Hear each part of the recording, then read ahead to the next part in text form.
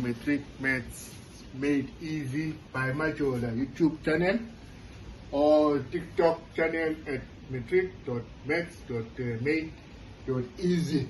Yeah. So we're still on chapter 22, the quadratic expressions.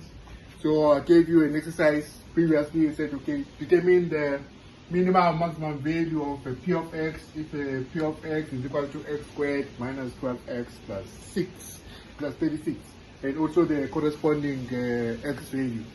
So it's easy. What you do is you rewrite this as a perfect square. So p of x equals to, you know, it's going to be half of that. So this is a perfect square anyway.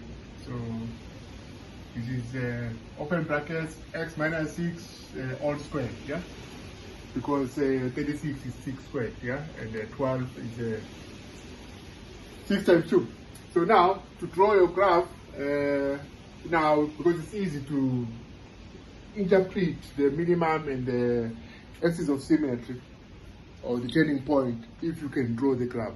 So now draw a graph for the perfect square. So when x equal to 6, yeah, so p of 6 will be equal to 6 minus 6 squared, which is equal to 0 squared, which is equal to 0. So we've got a point when x is 6 and the p is 0.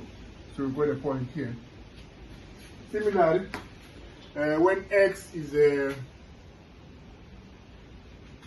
5, yeah, so you have a point of 5 minus 6 minus 1 squared, which is positive 1. And then you got your 1 here, 5 and 1. So you got your point there, which is 1. And then, okay, do that. And then when x is 7, there's no brainer. Yeah? So you have your point of p of 7 equals to 7 minus 6, which is 1. Yeah? So 1. So when x is 7, p is 1. So I think you can see the trend now. So when x is 4, we have a 4 minus 6, which is negative 2 squared, which is positive 4. So when x is 4, we got 1, 2, got a 4 there. Similarly, when x is 8, got 8 minus 6, which is 2 squared, got to 4. When 8 is 8, we got a point there, which is 4. 4. 1. And then when x is, let's go 1, down 3. When x is 3, p of 3 is 3 minus 6 is minus 3 squared, yeah, which is positive 9. So when x is 3, p of x is 9. Similarly, when x is 9, so p of x is going to be 9. And we've got a nice graph. So we go it by joining these points.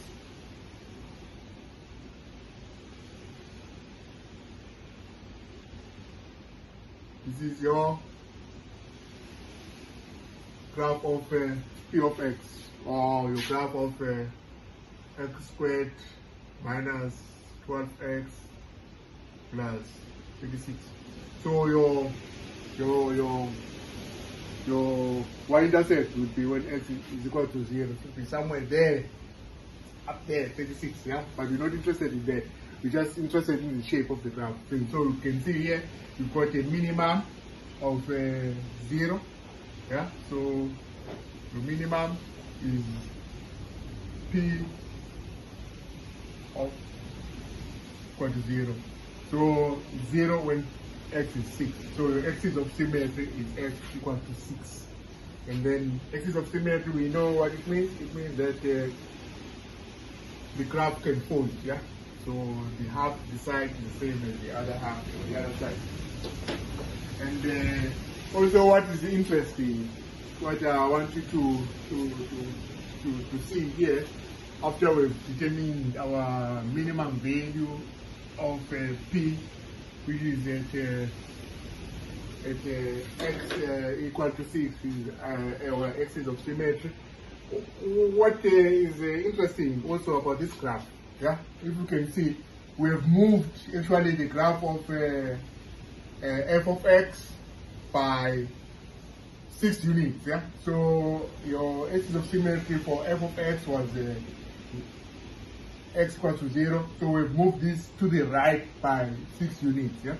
So what that means, how you write the thing. So we say P of x is actually f of x minus 6. No, it's f of x. So which means that P of x is the graph of f moved to the right by 6 units. Yeah, you can see that. Yeah, you can see that. So this means that we know that f of x is x squared. Yeah. So instead of writing x squared, you write x minus 6 squared. Please note that. Yeah, note that. Just know that and share the cost pair. Yeah. So if it was x squared plus okay, some graphs, call it m of x equals x squared plus, let's say, m of x, yeah, m of x squared plus, so it would have been m of x equals to x plus 6 squared. And this graph here, this graph, if you draw it, it will be drawn here. Yeah, it will have the axis of symmetry at x equals to minus 6. So it will be the graph of f, which is moved to the left by 6 units. Just share the concept. I just talk a little bit more here, but anyway, I hope you like it. Yeah, and then you can see that makes it actually fun. Thank you.